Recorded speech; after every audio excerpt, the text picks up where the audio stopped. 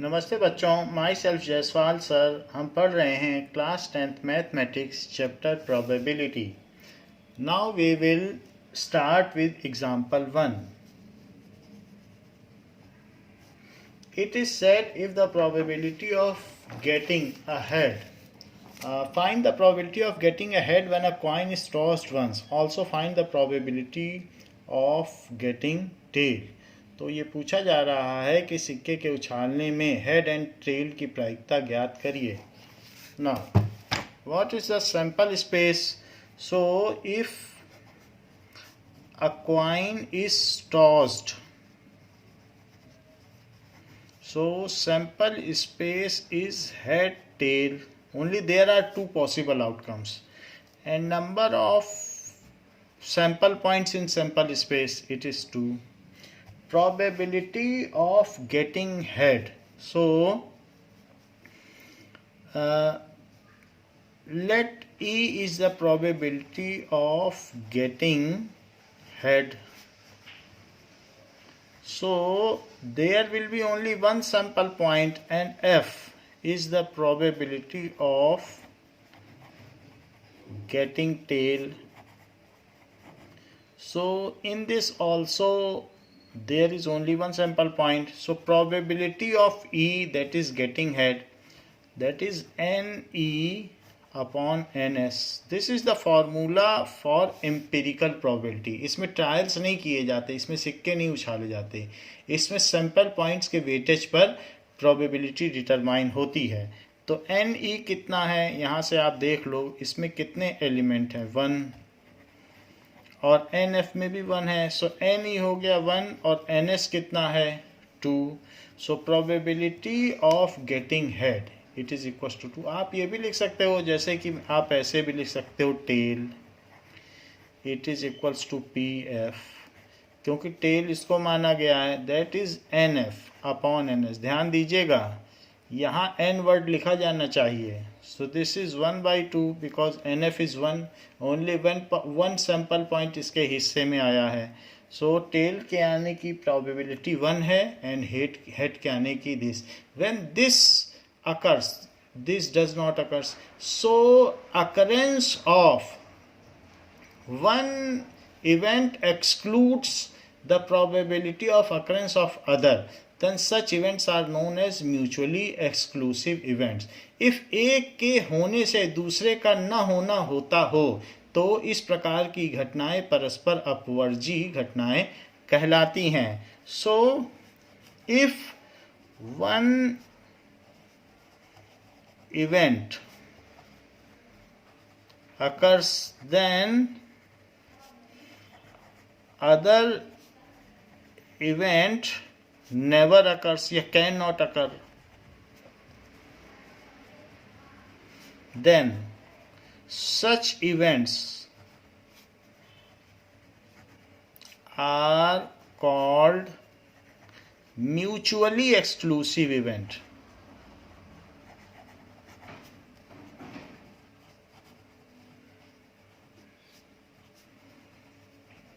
तो इवन ये occurrence of या coming of head and coming of tail are mutually exclusive events ऊपर में. So in above E and F are mutually exclusive events. तो ये mutually exclusive events हो गई. जैसे कि एक इवेंट ये दी हो कि during throw of dice, E क्या है, इवन नंबर, सो वो 2, 4, 6 होगा. और F क्या है, नंबर लेस देन 4, तो वो 1, 2, 3 होगा. तो क्या E एंड F एक साथ अकर कर सकते हैं? तो यस. इफ 2 कम्स तो इसके मन का भी हो जाएगा, इसके मन का भी हो जाएगा. So these are not mutually exclusive event. एक के होने से दूसरा भी हो सकता है, वो उसमें कभी कोई आ जाए। So here E and F have common sample point.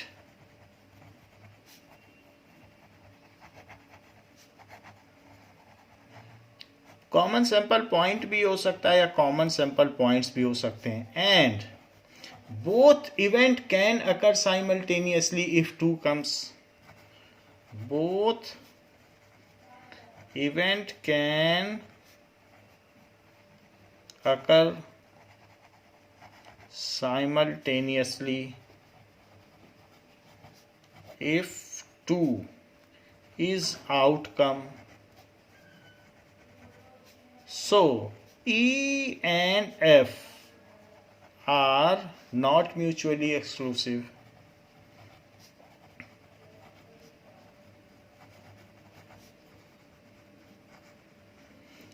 Mutually exclusive events वे होती हैं जिनमें सैंपल पॉइंट्स कॉमन नहीं होते। एक अगर हो जाए तो दूसरा कभी ना हो पाए, उसको म्यूचुअली एक्सक्लूसिव इवेंट्स कहते हैं। हाउएवर इन अबव क्वेश्चन, जो हमारा पहला क्वेश्चन था, उसमें एफ का आना वो नॉट ई के आने के बराबर है, यानी टेल का आना नॉट हेड है। तो यहाँ पर हम कह सकते हैं कि जो पी ई है और प्लस पी एफ है, इट इज इक्वल्स टू 1, क्योंकि 1/2 + 1/2 1 आ गया। तो इससे ये पता चलता है दीज आर कॉम्प्लीमेंट्री इवेंट्स। ये कॉम्प्लीमेंट्री इवेंट्स हैं क्योंकि ये दोनों मिलकर पूरे सैंपल स्पेस को खा जाती हैं। यानी ये ना हो तो यही हो और ये ना हो तो यही हो, एक के ना होने पे दूसरा अवश्य हो और उनका कोई सैंपल पॉइंट भी ना हो। सो इस तरीके से E and F are complementary events.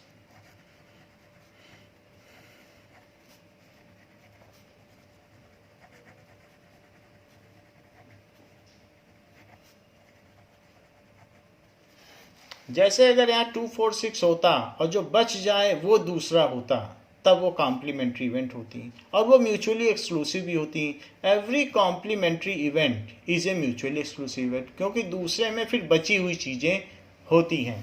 तो यहाँ पर आप देख सकते हैं कि मान लीजिए अगर एग्जाम्पल दिया हो कि ड्यूरिंग थ्रो ऑफ डाइस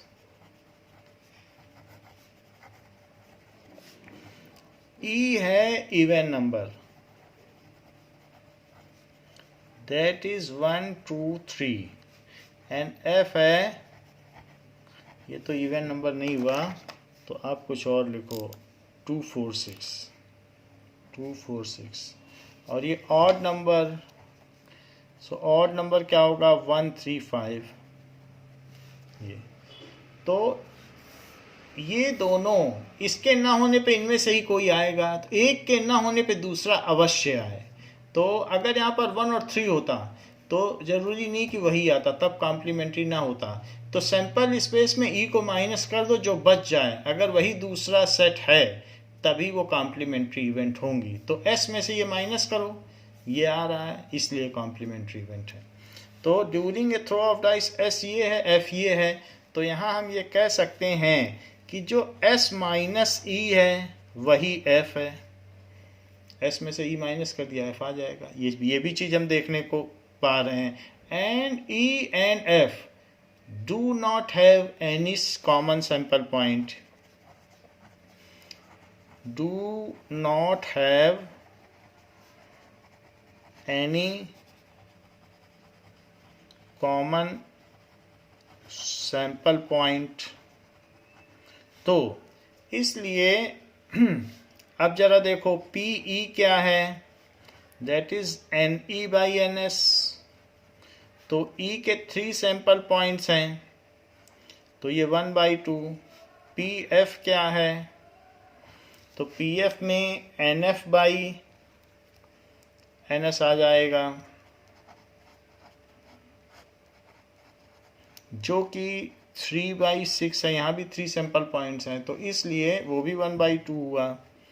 तो हम यहाँ देखते हैं कि PE + PF इज 1/2 + 1/2 1 आ रहा है। तो sum of complementary event is always unity. Now तो यहाँ PE plus PF is equals to half plus half. Now half plus half is equals to 1. So as the sum of events is unity, if sum of probability is unity and these are not having any common sample points and these are consuming the complete sample space, पूरा sample space खा जाती हैं ये दोनों event मिलाकर, और ये mutually exclusive हैं क्योंकि इनमें कोई कॉमन सैंपल पॉइंट नहीं है, और ये एग्जॉस्टिव भी हैं क्योंकि ये पूरा सैंपल स्पेस खा जा रही हैं.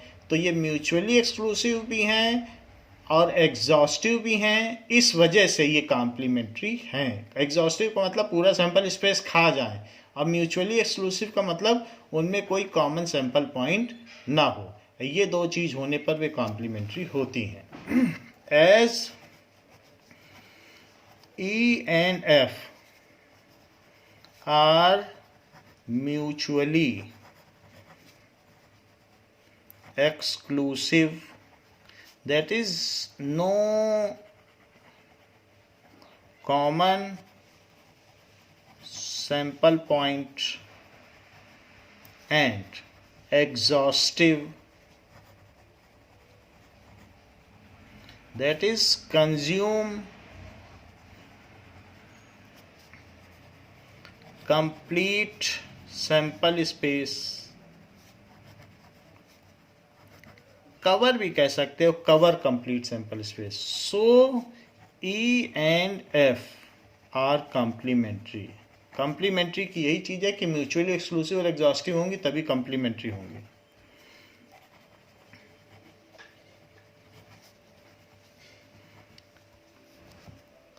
जैसे बारिश का होना और बारिश का ना होना ये दोनों कॉम्प्लीमेंट्री इवेंट हैं. एक के होने से दूसरी नहीं होगी और दूसरे के होने से पहली नहीं होगी, दोनों में से एक ही चीज होगी.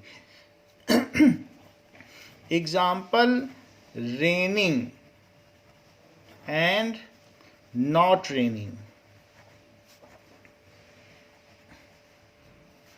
तो ये दोनों कॉम्प्लीमेंट्री इवेंट हैं.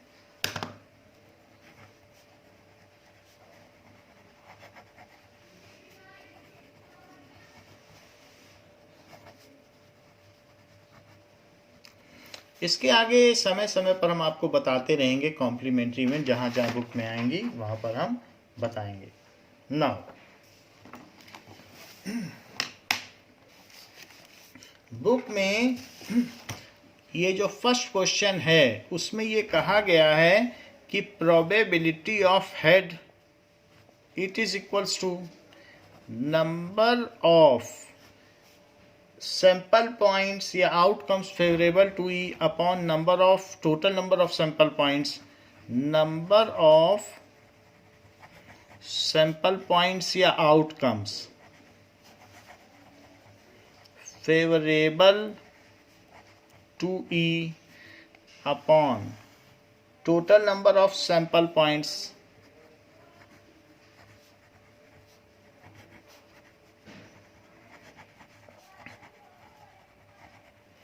तो एन ई कितना है 1/2. फिर इसके बाद उसने दूसरी तरीके से किया, उसने कॉम्प्लीमेंट्री के तरीके से किया है. So probability of tail it is probability of not head it is equals to probability of E not, क्योंकि हेड को हमने ई माना है, ये मान लिया. फिर उसने लिखा कि probability of E and probability of not E is 1, क्योंकि किसी चीज का होना और उस चीज का ना होना ये हमेशा कॉम्प्लीमेंट्री इवेंट होती हैं. जैसे 2 का आना पासे में और फिर 2 का ना आना. 2 का ना आना का मतलब है कि 1 3 4 5 6 का आना. तो 2 का आना और 2 का ना आना ये कॉम्प्लीमेंट्री इवेंट है. तो इसकी प्रोबेबिलिटी क्या हुई? It is 1 minus PE. So it is 1 minus half, it is half. तो उन्होंने जो बुक में तरीका अपनाया है वो नॉट ई से अपनाया है, तो आप भी ऐसे कर सकते हो. Now so during throw of dice, coming of 2 and not coming of 2 are complementary event.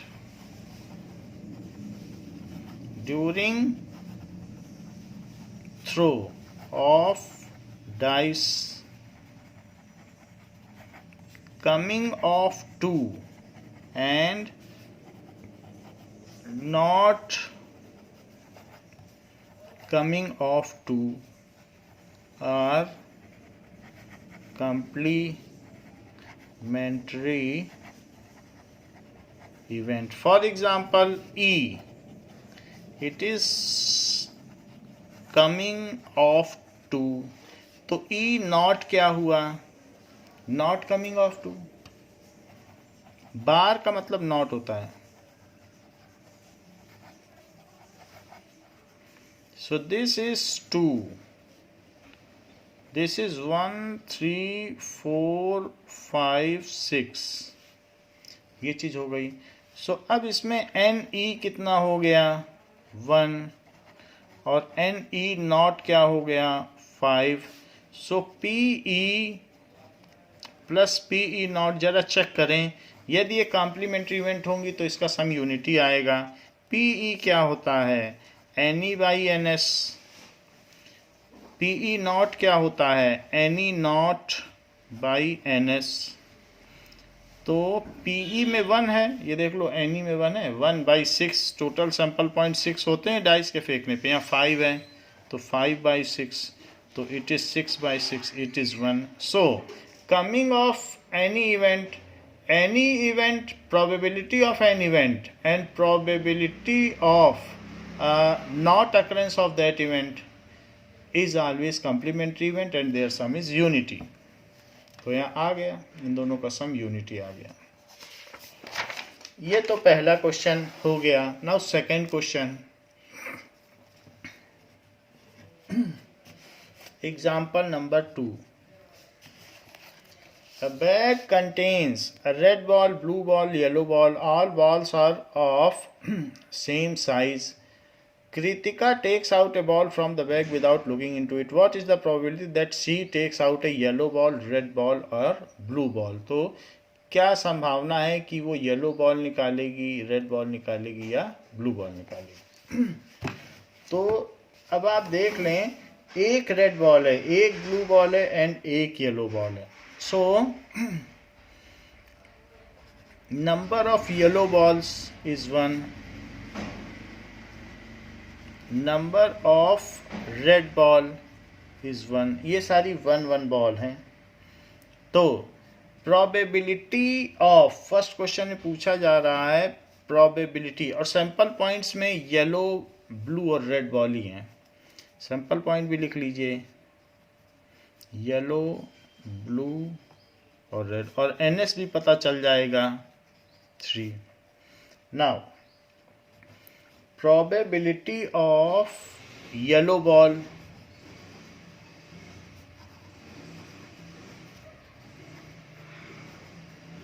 It is equals to, Y capital होगा, प्रोबेबिलिटी स्मॉल लेटर की नहीं होती है. It is equals to NY upon NS. तो 1/3. Probability of blue ball,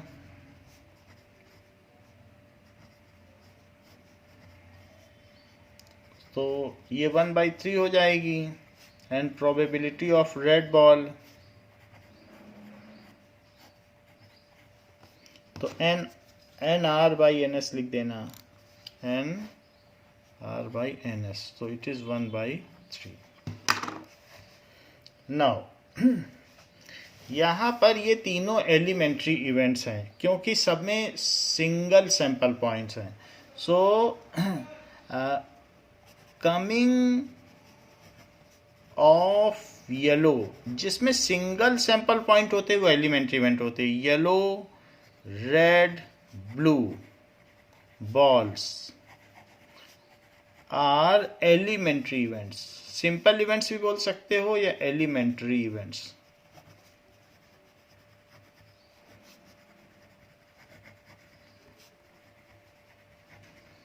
So probability of sum of all elementary events is unity.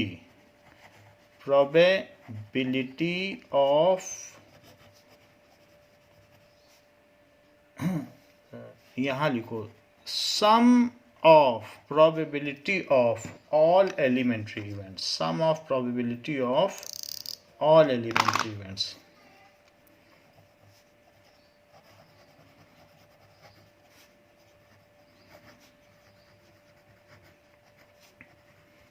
Is unity. जैसे P Y plus P blue plus P red it is 1/3 plus 1/3. हमने सभी संभावनाओं को ले लिया है. So that is 3/3 is 1. So ये भी आपके बुक में लिखा है कि प्रोबेबिलिटी ऑफ, ये इम्पॉर्टेंट स्टेटमेंट है, probability of sum of all elementary events is unity. Now example 3. जैसे पासे के फेंके जाने पर 1 का आना, 2 का आना, 3 का आना और 4, 5 एंड 6 का आना, अगर इनकी इंडिविजुअल प्रोबेबिलिटी ली जाए तो 1/6 आएगी और सबका सम कर दिया जाए तो 6/6 होगा और वो यूनिटी होगा. Example 3. Suppose we throw a dice once. What is the probability of getting a number greater than 4? What is the probability of getting a number less than or equal to 4? दो तरीके से probability पूछ रहा है. तो हमने एक dice फेंकी तो सैंपल पॉइंट बना लो. 1 2 3 4 5 6. इसका कार्डिनल नंबर निकालो, यानी कितने इसमें सैंपल पॉइंट्स हैं. 6 हुआ. फिर इसके बाद एक ई इवेंट बनाइए फर्स्ट क्वेश्चन में कि नंबर ग्रेटर देन 4.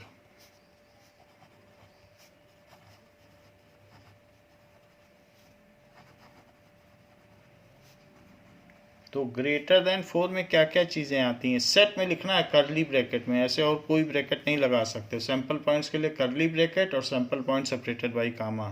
तो 5 6. तो एन ई क्या हो गया 2. तो पी ई क्या हो गया, P E is equals to N E by N S. यहाँ पर लोग गलती करते हैं, यहाँ पर कभी यहाँ पी ई लिख देते हैं, सब गलत हो जाता है. सिंपल चैप्टर है लेकिन चीज़ें ध्यान रखनी है. तो यहाँ 2 हो गया sample points favourable to event. तो 2 outcomes are favourable to event and total number of outcomes. So this is 6.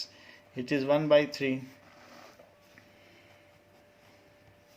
What is probability of getting a number less than or equal to 4?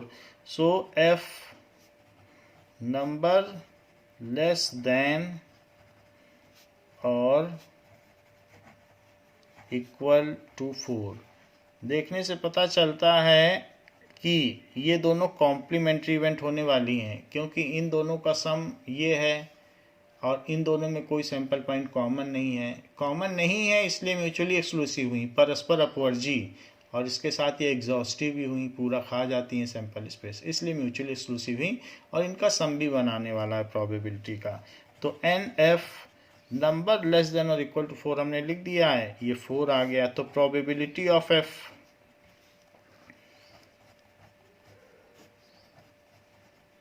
So this is 4 by, ये क्या हो जाएगा 6, that is 2/3. So what is F here, यहाँ जो F है वो क्या है. सो यहाँ जो एफ आया है वो एस माइनस ई आया है.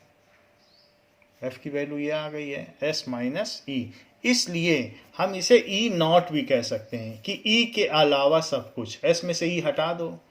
सो this implies E not is S minus E. तो इसलिए इसे ई नॉट कह सकते हैं. तो probability of E plus probability of F, it is 1/3 plus 2/3 is 1.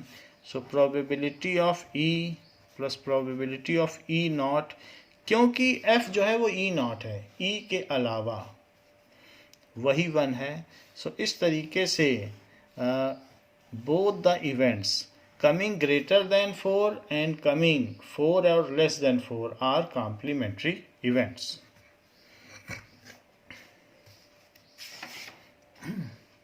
इस चीज़ को बुक में दिखाया गया है। तो बहुत अच्छी तरीके से चीज़ें दिखा रहे हैं। इसी को फिर समझा दिया गया है कि ये कॉम्प्लीमेंट्री इवेंट्स हैं। उसी इवेंट को फिर इन्होंने ई नॉट करके दिखा दिया, उसी क्वेश्चन को समझाया है। तो ऐसे आप भी कर सकते हैं, जैसे हमने भी बता दिया आपको कि उसे ई नॉट लिख दें और फिर ऐसे दिखा दें। So coming a number greater than 4 और and coming a number 4 or less than 4 are complementary events. अब देखिए एग्जाम्पल 4 बाद में करेंगे, एग्जाम्पल 5 पहले करते हैं।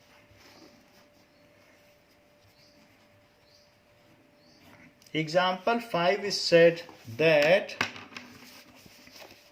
two players, Sangeeta and Reshma, play a tennis match. So it is known that probability of Sangeeta winning is this. What is the probability of Reshma winning the match? If Sangeeta not wins, then only Reshma can win. So winning of Reshma is nothing but not winning of Sangeeta है। तो winning of Sangeeta और plus not winning of Sangeeta ये तो 1 होता ही है। तो not winning of Sangeeta को ही हम विनिंग ऑफ रेशमा मान सकते हैं। सो अब देखिए कि probability winning of Sangeeta plus probability not winning of Sangeeta it is equals to 1। इन दोनों का सम 1 होगा। Winning of Sangeeta at non winning of Sangeeta. So probability winning of Sangeeta को आप प्रोबेबिलिटी s मान सकते हो और plus not winning of Sangeeta को s बार मान सकते हो, ये 1 हो गया। Where s is the probability of winning of Sangeeta, ऐसा लिख देना ठीक रहेगा। Where s is the outcome of winning of Sangeeta, p तो अलग है, ये s को सिर्फ लिखो। Is the event of winning of Sangeeta, अलग से प्रोबेबिलिटी मत लिखना क्योंकि p बाहर है, तो हमने s भी लिख दिया। अब विनिंग ऑफ संगीता है और नॉट विनिंग ऑफ संगीता, तो ये 0.62 है इसकी वैल्यू। अब probability s bar is 1, so probability s बार क्या हो गया 1 माइनस 0.62, ये दोनों कॉम्प्लीमेंट्री इवेंट हैं तो 0.38। Not winning of Sangeeta is same as winning of Reshma.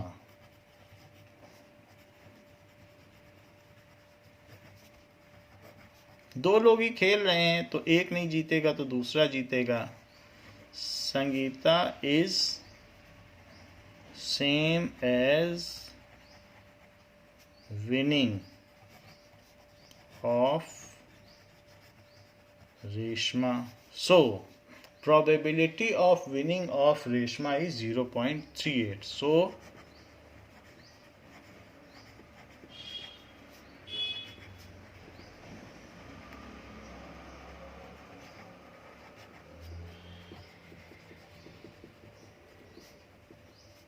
(0.38), तो इसके जीतने की संभावना 0.38 हो गई।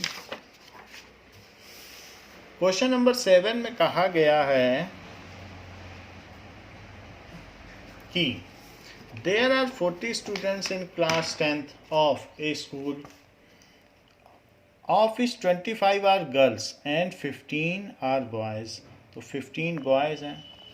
अब बताया गया कि the class teacher has to select one student out of class representative. She writes the name of each student in a separate card and cards are being identical. Then she puts cards in the bag and stirs it thoroughly. Then she draws one card from the bag. What is the probability that the name written on the card is a girl, a boy? तो क्या chance है कि उसमें जो नाम निकलेगा वो girl होगा या बॉय होगा, उसकी प्रोबेबिलिटी पूछी गई है। तो उस क्लास में 25 गर्ल्स हैं और 15 बॉयज़ हैं, 40 स्टूडेंट्स हैं। NS is 40, NG is 25, NB it is 15. So probability, अगर उस टीचर ने सबका नाम स्टिर कर दिया है और एक बॉक्स में डाल दिया और एक पर्ची निकाली, सो probability that it is girl, it is PG, it is NG upon NS. So 25 girls हैं और 40 बॉयज़ हैं, तो आप इसमें 5 से डिवाइड कर दीजिए, 5/8. Probability that it is boy, तो probability boy it is PB, it is NB upon NS. तो 15 बॉयज़ हैं अपॉन 40, इट इज़ 3/8. वैसे भी गर्ल का ना आना बॉय का आना है, तो इसको दूसरी तरीके से भी किया जा सकता है. प्रोबेबिलिटी ऑफ बॉय, बॉय को निकालने के लिए जैसा बुक में किया गया है, probability of not girl that is PG0. Book ऐसा करती है, तो PG0 इज़ 1 माइनस PG. ऐसा क्यों? क्योंकि PG plus PG0 is 1. Probability of an event and non occurrence of that event is unity. इसको इधर ले आओ, तो event and non occurrence of that event, that is an event and its complementary event. ये दोनों एक दूसरे के पूरक हैं, कॉम्प्लीमेंट्री हैं. So sum of complementary events is unity. सो ऐसा हमने क्यों किया? As sum of complementary events, sum of probabilities of complementary events is unity. तो उसके बेसिस पे किया. तो अब हमें G0 निकालना है, बॉय का निकालना था, तो PG0 इज 1 माइनस PG. तो अब PG की वैल्यू डाल दीजिए, इट इज़ 5/8. बुक तो इसी मेथड को प्रीफर करती है. तो ये so coming of name of girl and coming of name of boy are complementary events. Example 8.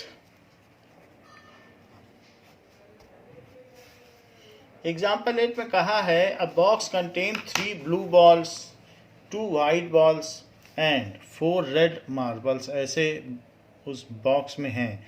If the marble drawn is random from the box, यदि उस बक्से से यदृच्छया एक मार्बल निकाला जाता है, what is the probability that it is white, blue और red. So there are how many total marbles? Now number of blue marbles, it is 3. Number of white marbles, it is 2. Number of red marbles, it is 4. So what is NS? It is N blue plus N white plus N red. So it is 3 plus 2 plus 4. It is 9 marbles. So what is the probability of coming white marble? It is number of outcomes favorable to white marbles upon total number of possible outcomes, that is sample points. So white marbles कितने हैं? 2 हैं और total 9 हैं. What is the probability of coming of blue marble? So blue marble के आने की क्या प्रायिकता होगी? That is 3/9. What is the probability of coming a red marble? So it is N red upon NS. So it is 4/9. ये हो जाएगी.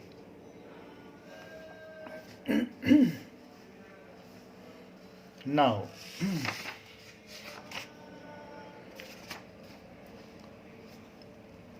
example 9.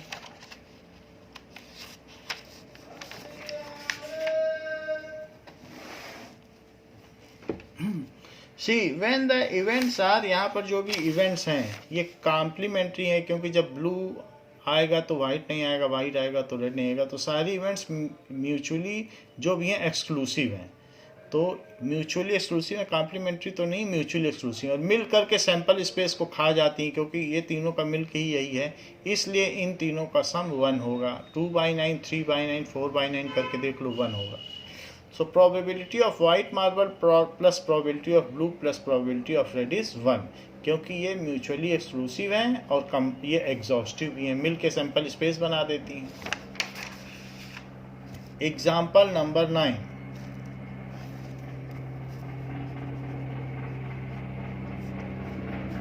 Harpreet tosses 2 different coins simultaneously. So एक 1 रुपी का है, एक 2 रुपी का है। What is the probability that she gets at least 1 head? तो क्या संभावना है कि उसको 1 head मिलेगा? So सैंपल स्पेस बना लीजिए, head head, head tail, tail head, tail tail. So probability event क्या है? At least 1 head. एक हेड तो आए, तो ऐसे कौन कौन से इसमें से पिकअप कर लें? तो हेड हेड 2 भी आ जाए तो अच्छा है, हेड टेल तब भी एक तो आ ही रहा है, एक हेड तो आए, यही होंगी। ये तो यहाँ पर तो एक भी हेड नहीं आ रहा है, तो ये नहीं ली जाएगी, तो ये ले लें आप। तो एन ई क्या हो गया और एन एस क्या हो गया? तो probability at least 1 head is probability of E, it is NE, जो कि 3/4 है। यही चीज़ आपसे पूछी गई है, at least 1 head. So probability that she does not get at least 1 head, तो वो 1 माइनस कर देना, तो वो भी आ सकती है। That is probability that she is getting no heads, तो वो both tail हो जाएगा। Now example number 10.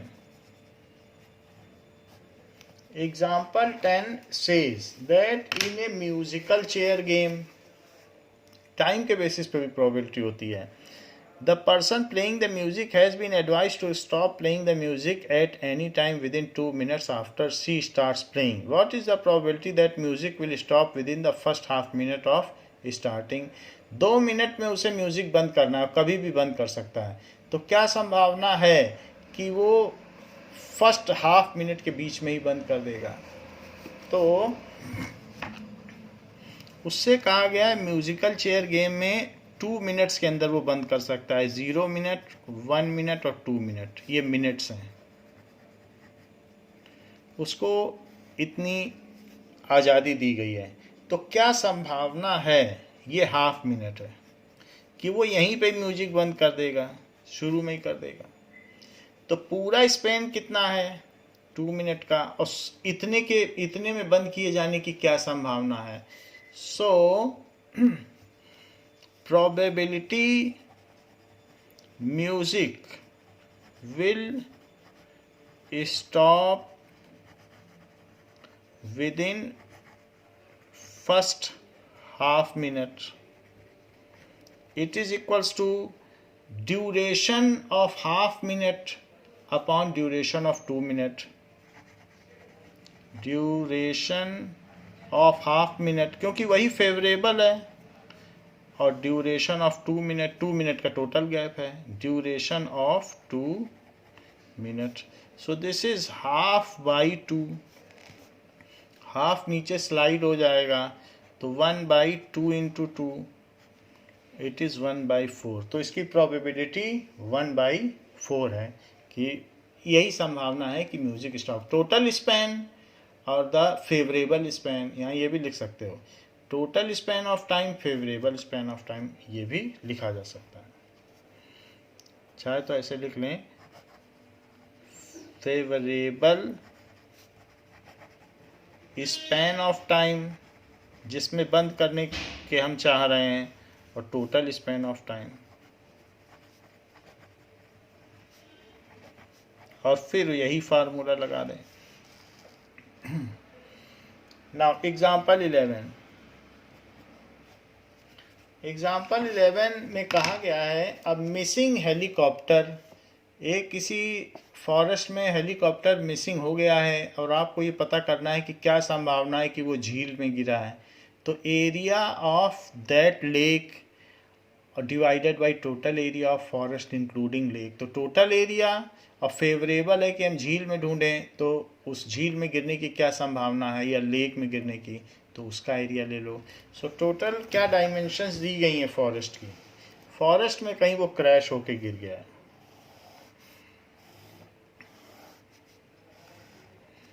तो ये बताया गया है ये 9 किलोमीटर है, and this is 4.5 kilometre.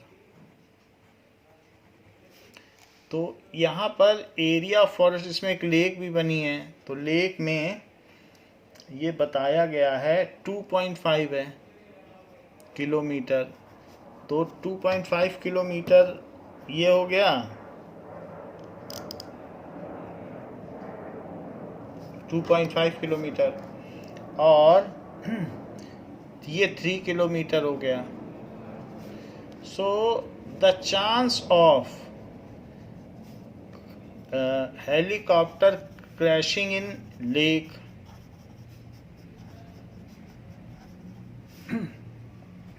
probability helicopter crashed in lake, it is equals to area of lake upon area of forest including lake। Forest में तो सब कुछ आ जाएगा, लेक भी आ जाएगी। तो एरिया ऑफ लेक कितना है, 2.5 इंटू 3, और टोटल फॉरेस्ट का एरिया क्या है, दैट इज 9 इंटू 4.5। ये तो फॉरेस्ट का एरिया नीचे लिख दिया, 3 से इसको कट करो तो ये 3 आ गया, डेसिमल डेसिमल हटाओ, 5 3 जा 5 5 जा 25 एंड 5 9 जा 45। सो इट इज़ 5/27। तो जो चांस है उसके गिरने के वो इतने हैं, 5/27 उसकी प्रोबेबिलिटी है कि वो लेक में क्रैश हुआ होगा। Now it has been given a cartoon consists of 100 shirt, 88 good हैं, जिसमें 8 में माइनर डिफेक्ट हैं और 4 में मेजर डिफेक्ट हैं। 8 trader only accept which are good. तो एक ट्रेडर जिमी है, वो वही शर्ट लेता है जो अच्छी हैं, जबकि सुजाता वो ले लेती है जो only rejects which are major defects, यानी सुजाता माइनर वाले भी ले लेती है, जबकि जिमी सिर्फ अच्छी अच्छी लेता है और माइनर वाली रिजेक्ट कर देता है। One shirt is drawn at random from cartoon, what is the probability that it is accepted by Jimmy. तो अगर ये अच्छी होगी तो ही जिमी लेगा, और what is the probability that it is accepted bye Sujata. तो अगर ये अच्छी हो या माइनर डिफेक्ट हो तो सुजाता ले लेगी। So probability that shirt is accepted by Jimmy. तो number of shirts with good, it is equals to 88. Number of shirts with minor defects, तो ऐसी 8 शर्ट्स हैं। Number of shirts which are major defects, ऐसी 4 shirts हैं। इन सबको add कर लो तो 92 होता है और प्लस 8 100 हो गया। तो NS कितना है, टोटल 100 शर्ट्स का सैंपल दिखाया गया, तो उसमें से एक शर्ट निकाली गई, और ये देखना है कि वो जो शर्ट निकाली 100 में से उसे जिमी लेगा, इसकी कितनी संभावना है, और उसे सुजाता लेगी, इसकी कितनी संभावना है। So first probability Jimmy will accept it,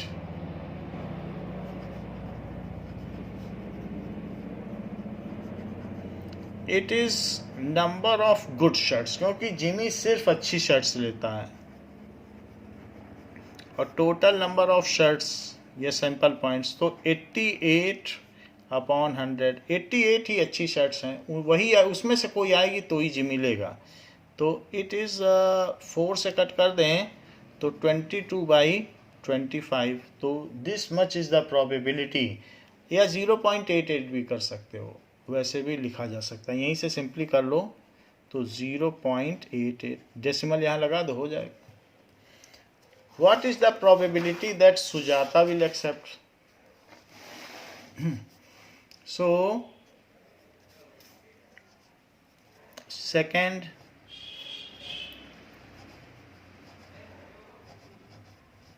probability that Sujata accepts, that is probability Sujata accept करेगी तो क्या है,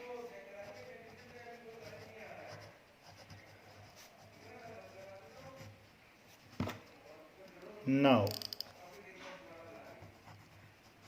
इट इज, जो शर्ट्स हैं वो either good or with minor defect, उन दोनों को जोड़ लो, और upon total number of shirts, तो गुड कितनी है 88, और माइनर डिफेक्ट्स वाली 8 हैं, डिवाइडेड बाई 100, तो इट इज़ 96/100। तो सुजाता के एक्सेप्ट करने की संभावना 0.96 है, जबकि जिमी के एक्सेप्ट करने की 0.88 है, तो क्योंकि उसने ये या ये कुछ भी हो वो एक्सेप्ट कर लेगी, तो उसके लिए ये दोनों ही फेवरेबल आउटकम है, सिर्फ मेजर डिफेक्ट वाला उसका फेवरेबल आउटकम नहीं है। एग्जाम्पल नंबर 13,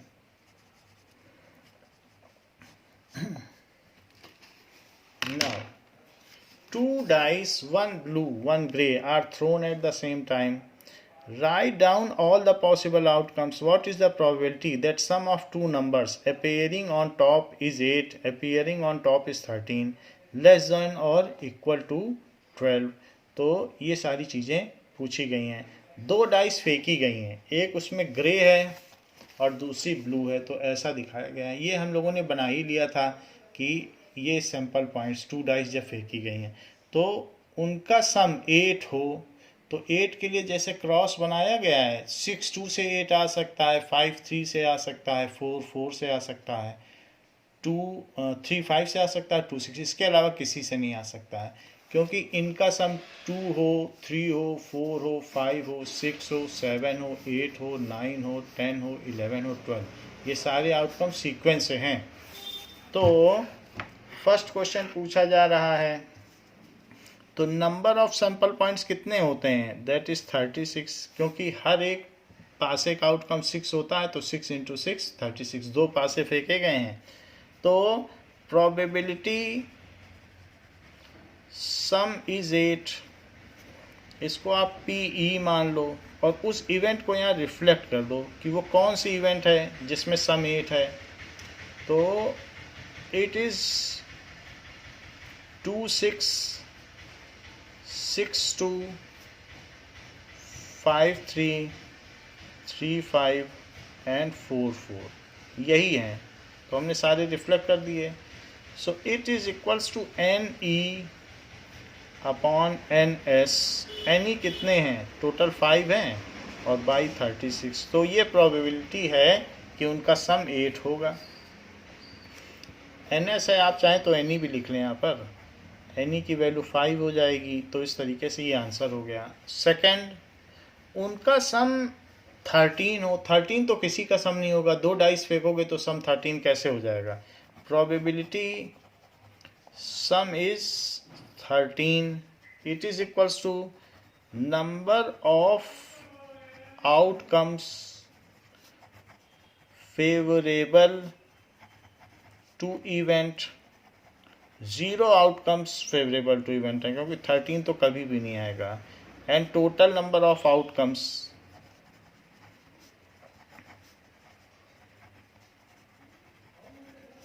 तो इट इज 0/36 जो कि 0 होगा. It is impossible event. तो ये इम्पॉसिबल इवेंट हो गई क्योंकि 13 कैसे आ जाएगा किसी का सम. और थर्ड, प्रोबेबिलिटी सम इज 12 और लेस देन 12. ऐसी तो सभी हैं. तो ऐसे में number of outcomes favourable to event upon total number of outcomes.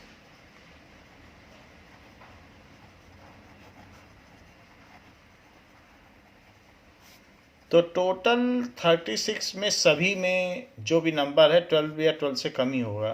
कोई भी दो पासे फेंकोगे तो 12 या 12 से कम तो आएगा ही. तो ये 1 है, ये श्योर इवेंट है.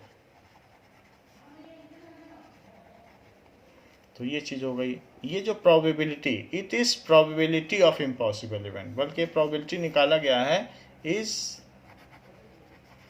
प्रोबेबिलिटी, क्योंकि निकाली तो हमने प्रोबेबिलिटी है. और ये क्या है? Probability of sure event. जिसकी प्रोबेबिलिटी 1 हो ऐसी प्रोबेबिलिटी को कहा जाता है श्योर इवेंट की प्रोबेबिलिटी है. नाउ लेट अस सी, जो हमारे एक पैक ऑफ कार्ड्स होते हैं, ताश के पत्ते, पैक भी बोल सकते हो, डेक भी बोल सकते हो. तो ये जो डेक ऑफ कार्ड्स होते हैं इसमें 4 तरीके के सूट्स होते हैं. सूट्स के 4 टाइप्स हैं. कौन कौन से 4 टाइप्स के सूट्स हो सकते हैं? नाउ पहला स्पेड हो सकता है. तो ये स्पेड है, ऐसे होता है.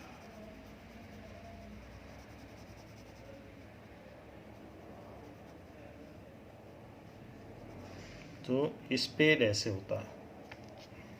सेकंड क्या हो सकता है कि क्लब हो सकता है. ये तो ये क्लब है, ये चिड़ी का पत्ता है.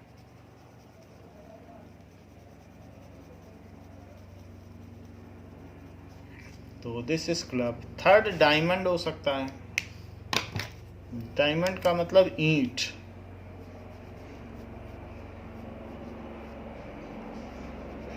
तो ऐसे होगा. और दिस इज डायमंड, डायमंड जैसा लग रहा है. और चौथा क्या होगा? हार्ट. हार्ट भी कहते हैं इसको, लाल पान कहते हैं.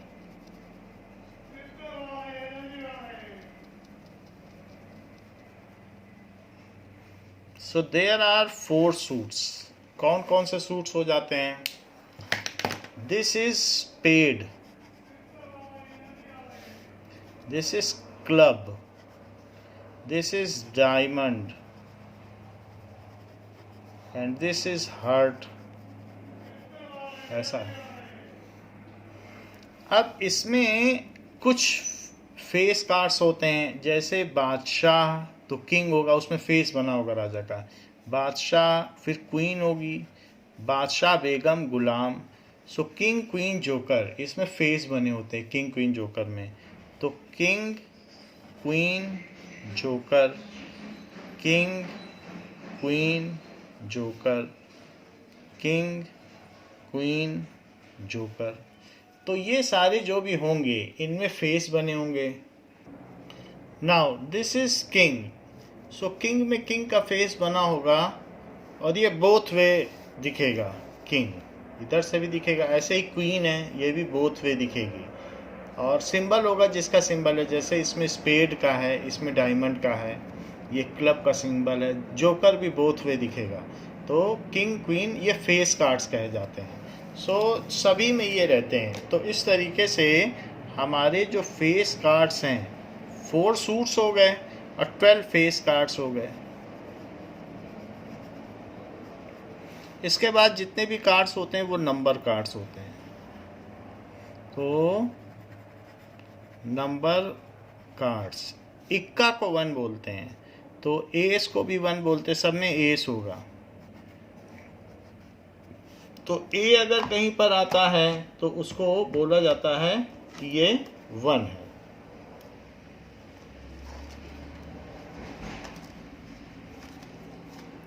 जैसे कि ये दिस इज काउंटेड एज 1 माना जाएगा।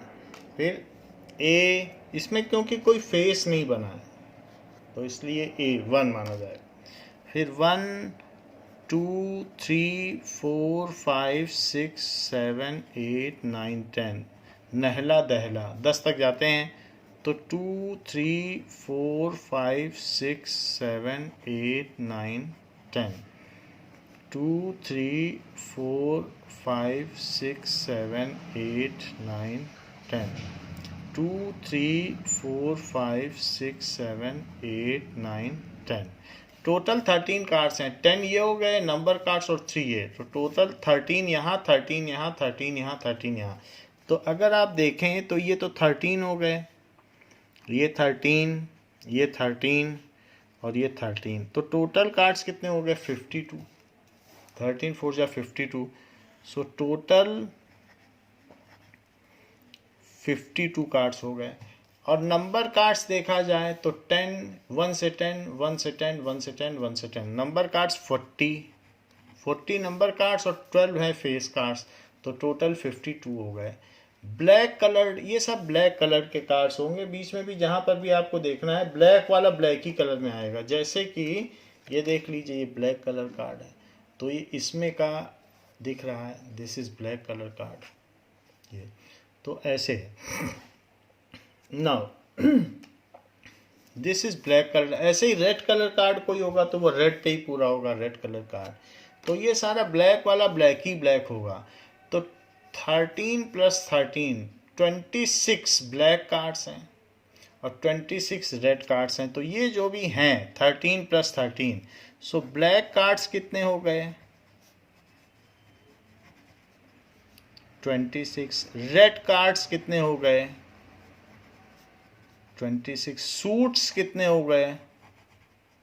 4। ये सब सूट्स हैं। और इस तरीके से ये कहा जा सकता है कार्ड ऑफ ईच सूट। हम ये कह सकते हैं कि हुकुम के कितने पत्ते होंगे, तो 13 पत्ते हुकुम के, 13 पत्ते चिड़ी के, 13 पत्ते लाल ईंट के, 13 पत्ते लाल पान के होंगे। So there are 13 cards of each suit. There are 13 cards of each suit.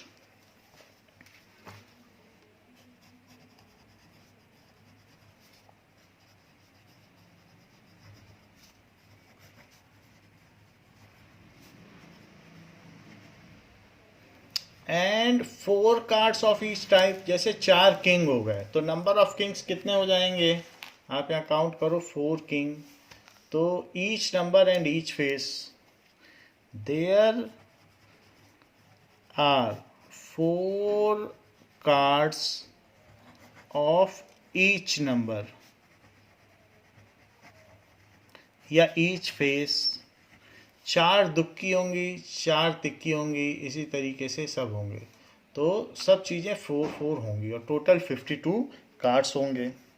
Now जबकि हमें ये सारी चीज़ें पता चल चुकी हैं, now we will solve example number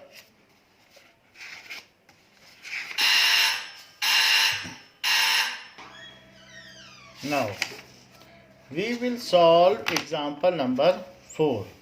One card is drawn from a well shuffled deck of 52 cards. Calculate the probability that card will be an ace. Card will not be an ace. So,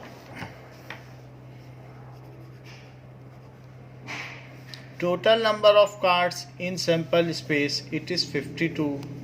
So, card will be S.